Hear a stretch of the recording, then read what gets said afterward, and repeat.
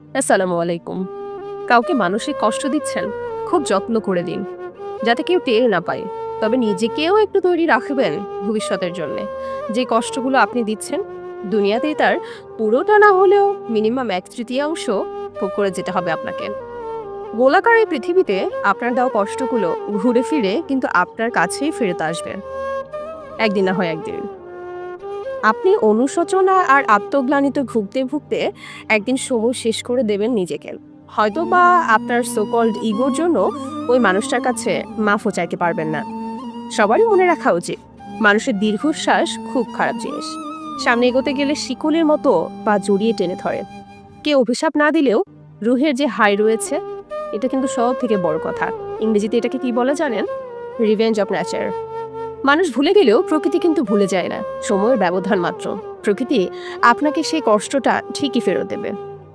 কেউ নিজেকে দোষ করে উল্টে আপনার অপবাদ দিয়েছে, নিজের দুর্বলতা প্রকাশ করার ভয়ে আপনাকে ছোট দেখাচ্ছে, আপনার শ্রম সফলতার স্বীকৃতি দিল না, ক্ষমতার দাপট দেখিয়ে ন্যায্য হিস্সাও আপনাকে দিল না, আপনাকে বঞ্চিত করলো, কথার বানে আপনাকে ক্ষত বিক্ষত করে ফেললো।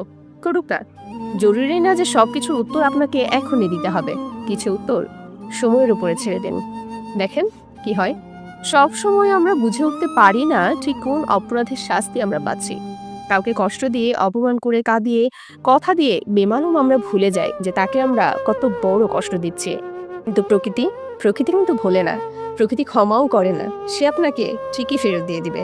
এই মুহূর্তে আপনি যার সাথে ইচ্ছাকৃতভাবে অন্যায় করে নিজেকে জয়ী ভেবে বেশ ফুরফুরে মেজাজে আছেন, মনের আনন্দে ঘুরে বেড়াচ্ছেন, সে হয়তো প্রতিবাদ করবে না, কিন্তু তার নীরবতা, কষ্ট থেকে আসা যে দীর্ঘশ্বাস, সেই বোঝাপড়াটা সব সময় না আপনাকে সময় ফেরত দিবে।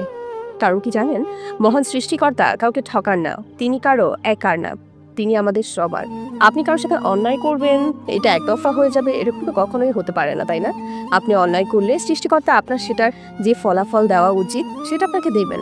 হয়তো একটু সময় লাগবে, সাময়িকভাবে মনে করতে পারেন আপনি জয়ী হয়ে গিয়েছেন, কিন্তু প্রকৃতপক্ষে আপনি জয়ী না, আপনি হেরে গিয়েছেন।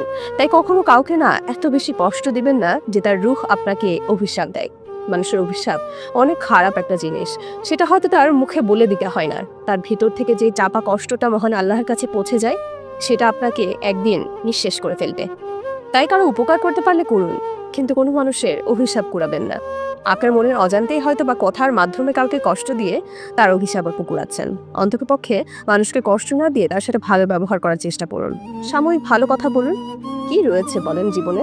আজ আছি, কালকে নেই, এই প্রতিদান কিছুই পাবেন না। তাই সবার সাথে ভালো ব্যবহার করুন, কারো করে জোর জুলুম করবেন না। যার যেটা প্রাপ্য তাকে সেটা দিয়ে দিন। মহান আল্লাহ যদি চান, আপনাকে অনেক কিছু দান করবেন। কারো হক মেরে আপনাকে বড় কিছু হওয়ার কোনো প্রয়োজন নেই। তাই কারো অভিশাপ না করিয়ে অন্ততপক্ষে একটুখানি দোয়া করান, যেটা আপনার অনেক কাজে আসবে। মহান আল্লাহ আমাদের সকলকে বোঝার তৌফিক দান করুন। আমিন।